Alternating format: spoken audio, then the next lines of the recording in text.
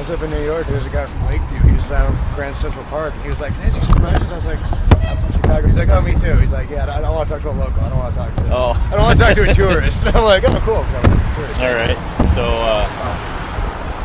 if it's going. All right. So you don't know the question ahead of time. What's your name? My name is Griffin. I'm Jeff. Jeff, nice to meet you. So my question is, what do you think happens after we die, and how did you get to your present belief about it?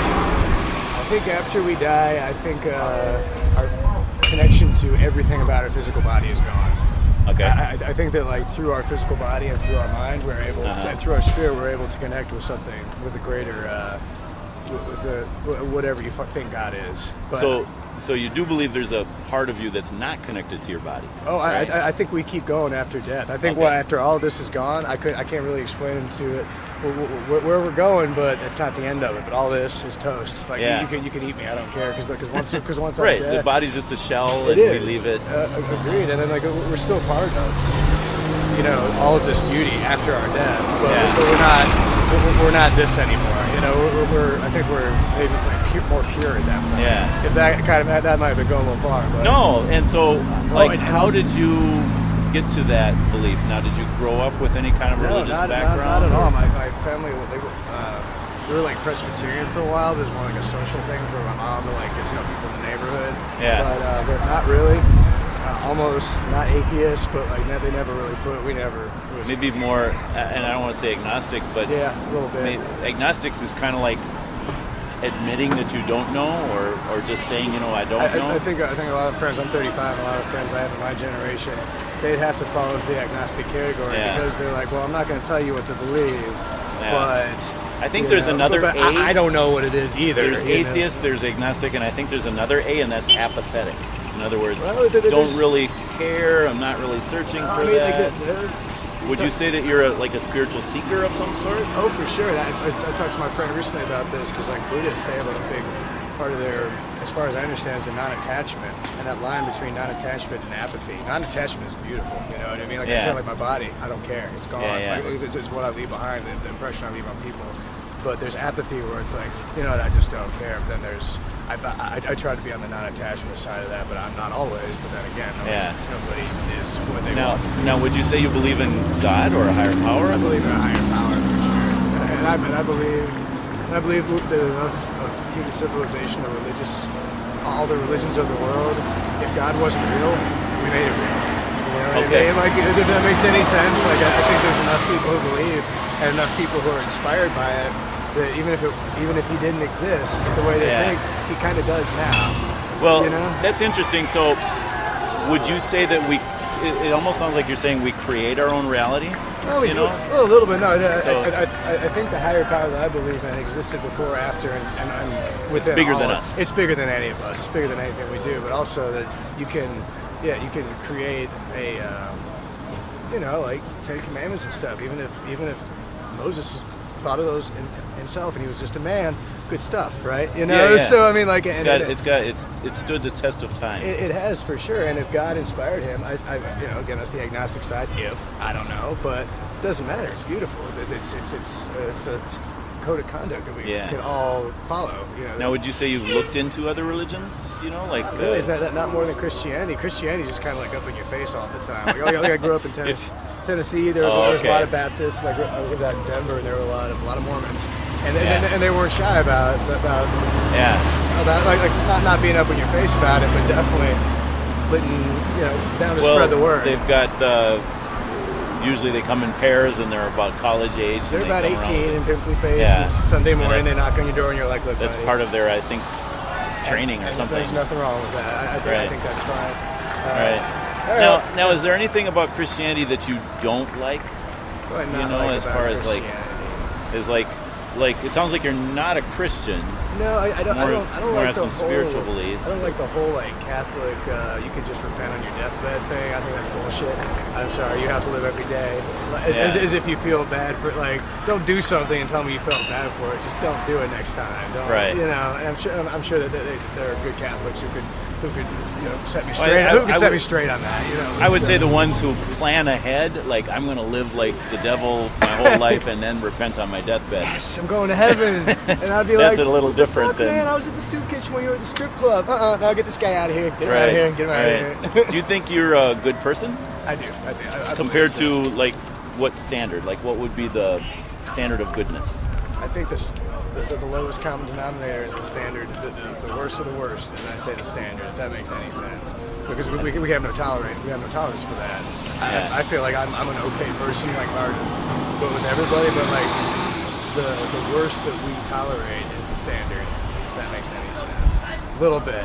Oh, the worst that we tolerate. The worst that we tolerate, because. So it sounds like the standard's changing, because I think our tolerances are changing. Yeah, no, it's like, I mean, if you're willing to put up with that from your neighbor, or from your brother, or from your son or daughter, or anything like that, then that's the standard.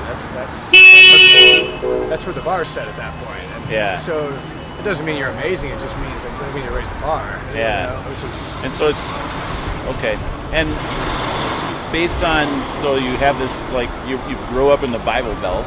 Yeah, I mean, it wasn't that bad. I was in the city, but it was still, it was still like in the, So based on what you know, it sounds like you just have some exposure to the Bible. I mean, you probably couldn't avoid it over the years. Right, not at all, yeah.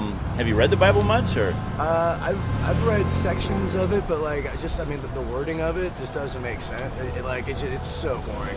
Like honestly, just the way it's worded, and I'm like, and I got to read it like a paragraph like 4 times, or it's in like little like poems, like stanzas or whatever. I'm like, wait, what's going on? And then I'll read and be like, oh, this is David and Goliath. This is like a piece of that, and I'm like, oh, it's somebody who speaks this language just explaining what's going on here, because just the way the language is written, I'm like even, I mean, not to compare like Bible to Shakespeare, but even Shakespeare, something that you're like.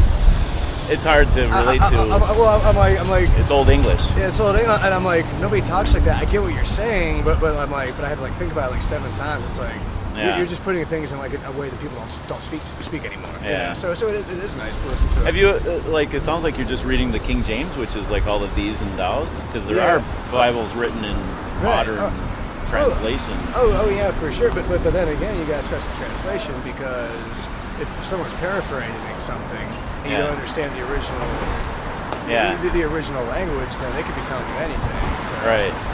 Yeah, they're held accountable. I'm sure. Like, for example, there's one called the New International Version, which is like dozens and dozens of scholars coming together and if they messed it up, then there would be dozens and dozens of scholars who would say, no, which is good. Like, so they're held accountable. So, based on what you know of the Bible, would you say you're a good person?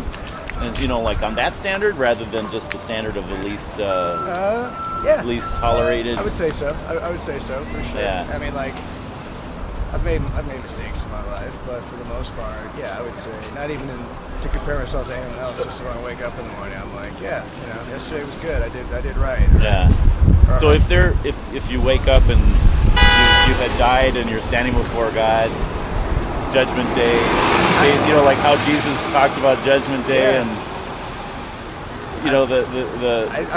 the outcome is heaven or hell. I'd be confident, but I would be like really interested. I would be like really interested to see how God were to break me down, or Peter at the gates, or whatever would be like, or maybe some of the stuff that I really didn't think was that bad was really bad. The stuff that I thought was good really wasn't as good as I thought it was. Right. Like if I were at a different standard, if I was at God's standard, He's there and he's talking to me. It'd be like, you did these things right, but like those times you disrespected those people, that was serious. They carried that for the rest of their lives. I'd be like, I didn't know that. I'm so sorry. I helped pick up trash at the park one day. I thought that made up for it. You know what I mean? But that would be. I'd be confident. I don't know. I mean, I'm sure death would be scary, but I'd be confident if I ended up meeting my maker and having to explain myself. I mean, I wouldn't have to explain myself. He knows. Right. I'd be confident. He'd be like, you tried at least. Well, I gotta say, for me, if I stood before God and it's based on my good behavior, the good things I've done, which I've done a lot of good things compared to by human standards. Right. But Christianity actually teaches the good things we do it with the ability God gives us and the time and the energy. We should do good. Yeah. See what I'm saying? Yeah. And so the good things we should do can't pay for the bad things that, the sins, the bad things that we shouldn't do. Thanks. We have such capability. So like so like God has if God's gifted us to be able to do good, then He has every right to expect us to do good with what He's given us. So if I'm standing before God, I'm guilty as charged. I have broken pretty much every one of the 10 Commandments in some way or another, and I can't use the good I've done to pay for it because I should do that anyway. Right. So it's like I'm morally bankrupt before God. It's like I can't defend myself. I can't pay for it. I'm guilty as charged. Yeah, I like the not being able to pay for it. Like I was saying when you first started talking to me, and even like as when I was explaining my own thoughts just a moment ago, it's like, whoop-de-doo. You did well. It's like that was what you're supposed to do, man. Yeah. Should we help at soup kitchens? Yes, we should, and that's right. If someone falls, we should help them up, and so we're not. We're just being human. Well, but if someone's being self-destructive, then like you can't enable them either. That's also that's another level of evil. Well, that whole soup kitchen thing can sometimes be a little complicated that way. But, right, yeah. and then you just gotta roll with it. Hey man, I'm on break. I appreciate the time. Yeah, sure. Hey, I want to give you something to check out. I appreciate it. So, this is pretty interesting. It's comparing Christianity to other religions. Sure. Hey, well, and short read. I I pop figured through that one. Yeah. Yeah. Cool. So, all right, man. Well, I appreciate it. Good luck with the day. All right. You take care.